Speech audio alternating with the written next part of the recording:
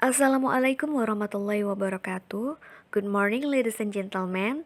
Thank you for the chance given for my team presentation. My team members are Yolanda Sari, Sylvia Wenije, Eti Winarni, and Mustika. We are from University of Muhammadiyah, Jambi. Our research is about the implication of digital innovation and analysis of the relationship between economic growth, the workforce, and inflation in Indonesia. Outlines of this research are: first, introduction; second, method; third, result; and the last, conclusion. First of all, digital innovation is currently expanding and developing in many facets of people's life. The digital economy, also known as economic innovation in the digital space, has an impact on economic activity across a range of domains. The study aims to generate digital innovation, particularly those connected to macroeconomic factors like inflation, labor force growth, and economic growth. One of the benefits of development is increased economic growth, which will also have an impact on the expansion of the workforce and the rate of inflation. When economic growth increases, the labor force and inflation also increase, which is the occurrence that take place. This took place in 2002. However, Indonesia's economic growth decreased and the inflation rate decreased in 2009, 2012, and 2020. Search World Bank 2002-2021. This goes against the idea that when economic growth picks up, inflation will drop. Therefore, the goal of this study is to examine the relationship between economic growth, the labor force, and inflation in Indonesia, while also analyzing digital innovation of economic growth, labor force, and inflation based on a literature review.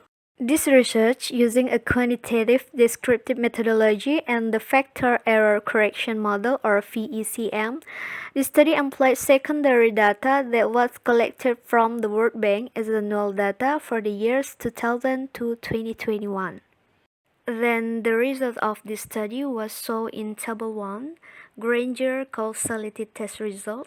Statistics showed that the labor force variable had no effect on inflation, but the labor force variable was severely impacted by inflation, as shown by the probability value being less than 0.05, indicating a one-way causal relationship between the two variables.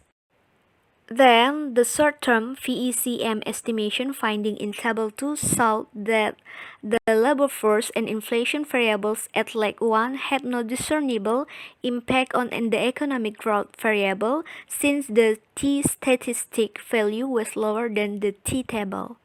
According to Table 3, the only variable that had a long-term impact on economic growth with a t-statistic value bigger than the t-table was inflation. As a result, if there was an increase in inflation, long-term economic growth would also increase. The inflation variable had a positive and a rare impact on the economic growth variable. Okay, I'd like to conclude my team presentation. First, the labor force and inflation didn't have a causal relationship, and neither did economic growth and inflation. However, there was a one-way relationship between the two, with inflation having an impact on the labor force. Second, there was no particular factor in the short term that had a major impact on economic growth. In contrast to inflation, which had a negative and negligible short-term impact on economic growth in 2000 to 2021, but a positive and considerable long-term impact. Labor force growth had a positive and negligible short-term impact on economic growth during the time period. Okay, that's the presentation from our group. Thank you for your attention. Wassalamualaikum warahmatullahi wabarakatuh.